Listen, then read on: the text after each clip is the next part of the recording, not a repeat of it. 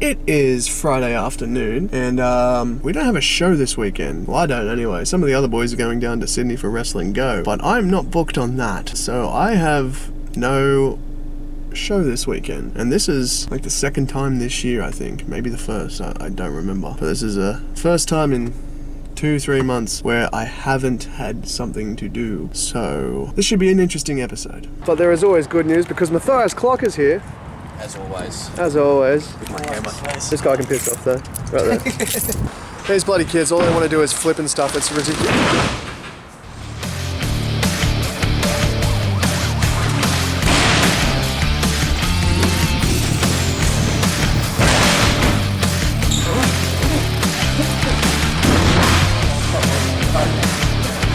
There we go.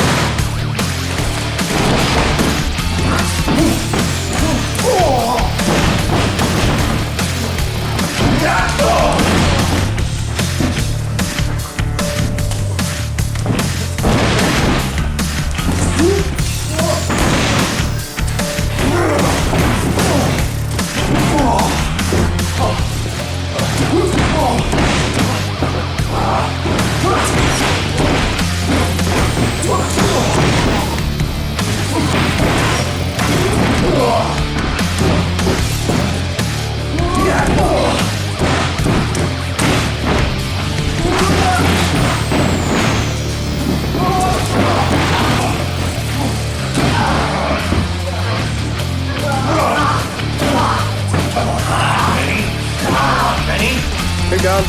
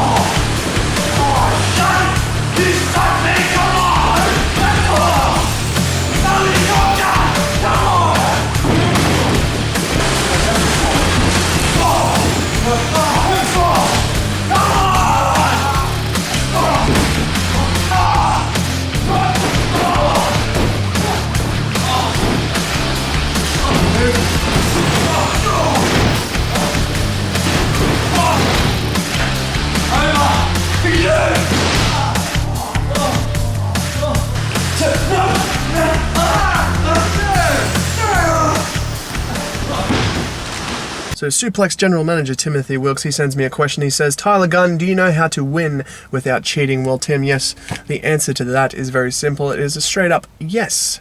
Yes, I do. As a matter of fact, if you paid attention to your own product, you would know that I've beaten people without cheating more times than I have with cheating. Sapper Inca, for example, I beat him clean in the middle of the ring, 1, 2, 3...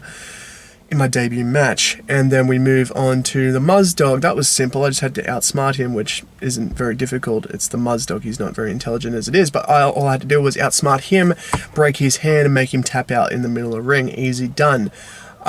Who's next? B-Boy, what happened to him? Oh, that's right, a bunch of elbows to the head, knocking him out, getting the ref to get between us and stop the match. Speaking of stopping the match, Rochelle Rogue, what happened to her? Oh, that's right, she copped a knee to the face. and she was knocked out. I wanted to hit her with another one, but no, referee Brendos had to get in the way and throw up an X. Sorry. And who else was there? Bubbles, that's right, Bubbles. He tried to avoid the knee, but you can't avoid the knee. So he avoided it, rolled me up, I rolled through, boom, knee to the face again. Yes, Tim, I know how to beat people without cheating. Why are you scared of Benny the back rower? I'm not scared of Benny the back rower. Why would you imply such... He's a terrifying dude. Cameron asks, if you could choose anyone in Australia to be your next opponent, who would you choose and why? If Adam Brooks was still in the country, he would be my answer. But unfortunately, he's gone to America for Ring of Honor. So Robbie Eagles and Damian Slater would be two guys on that list who I would love to face. They'd be excellent guys to work with and talk to and learn from. But the obvious answer is JB Hazard, because he currently holds the Junior Heavyweight Championship, and I do believe that's a championship that I should be holding, so let's try and make that happen, eh? Two's Company, Three's a Podcast would like to ask me, what's your favourite film, TV and gaming podcast in the Newcastle region? Well, if that's not a cheap pop, I don't know what is. But of course it is Two's Company, Three's a Podcast, easily. Bar none. They would also like to know, how did it feel having your fingers snapped by the Australian sensation Craven? Hashtag you deserve it. Thanks for that.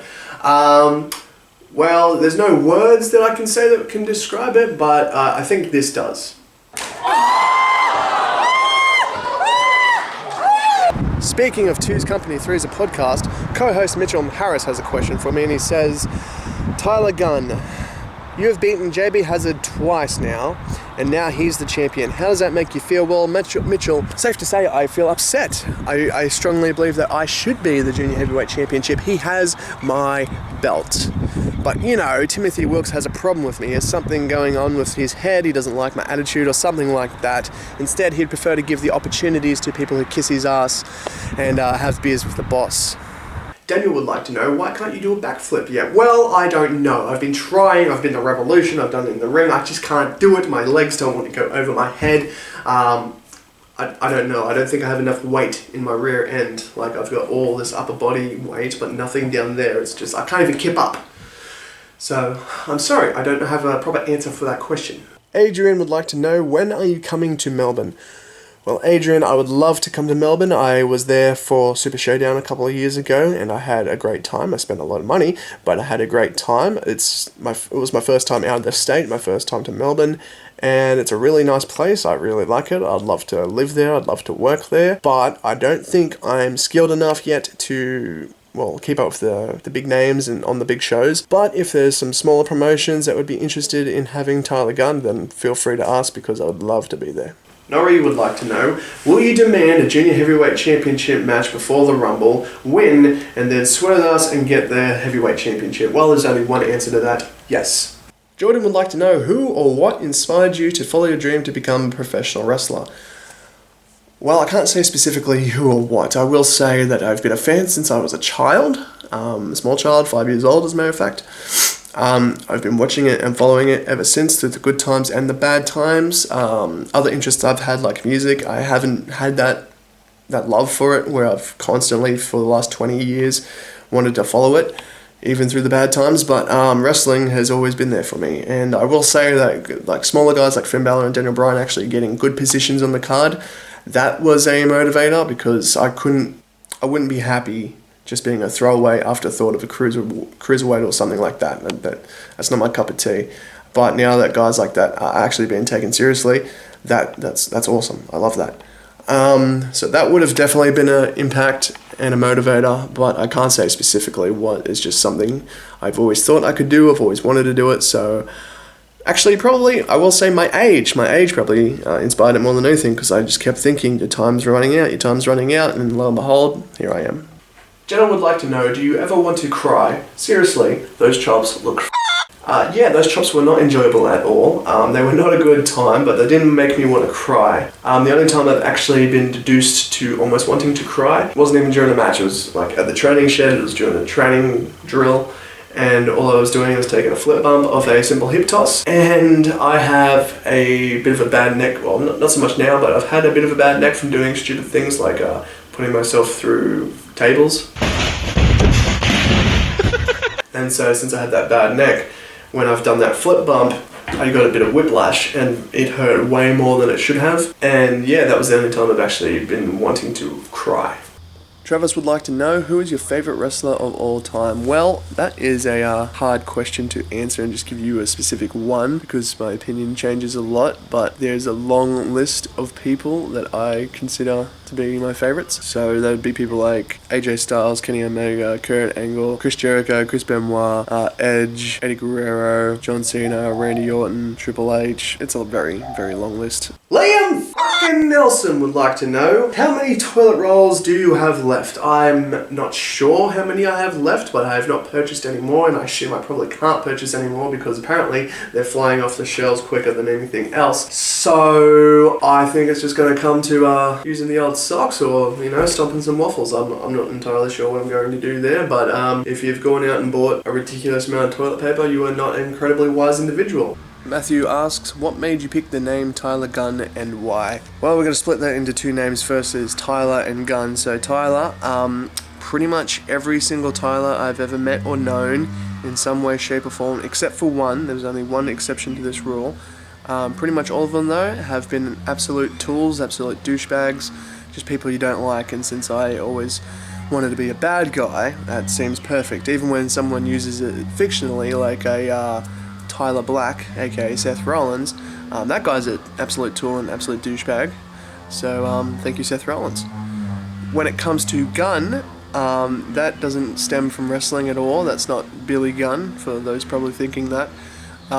It stems from one of my favourite bands. If you've heard my theme song, Alpha and Omega, that is from the band King 810, and their vocalist is David Gunn, and he is a badass ginger who could kill you.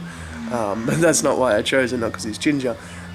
He's just one of my favourite vocalists. I like his lyrical style, I like his vocal style, and yeah. I was tossing up a few different first names, but Tyler was the one I always liked and always stuck to. Plus I just like the name. It sucks that a lot of douchebags have it.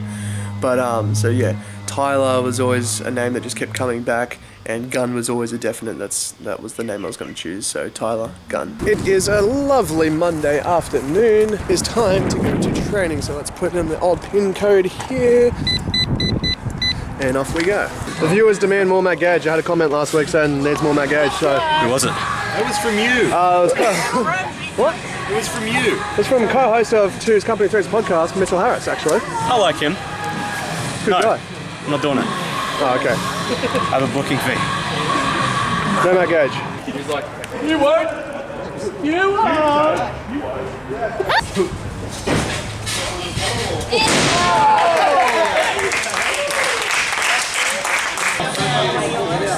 Do now? Tell me. You! Where's my title match, mate? You can keep waiting. Win the Rumble, you can have one. Oh, Jesus. That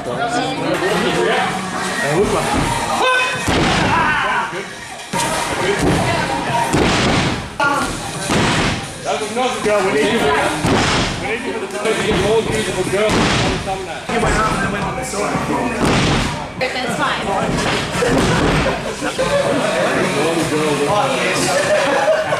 Send that to the business.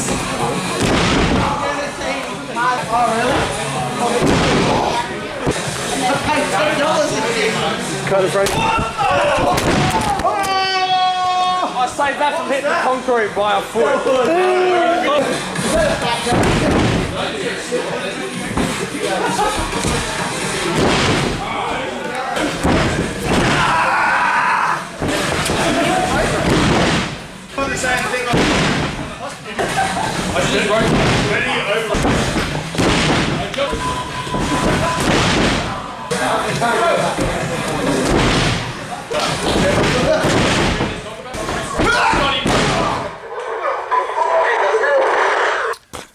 Well, that was a very eventful vlog for a very uneventful weekend. Apple juice.